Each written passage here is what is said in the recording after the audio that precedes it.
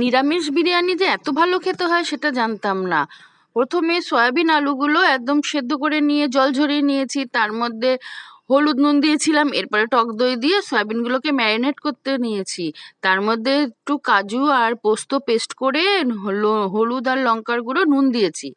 এবার আলুগুলো ভেজে নিয়েছি সাদা তেল ঘি দিয়ে, গোটা গরম মশলা ফোড়ন দিয়েছিলাম। তারপরে এদিকে আবার ভাতটা বসিয়েছিলাম, ভাতটা হয়ে গেছে।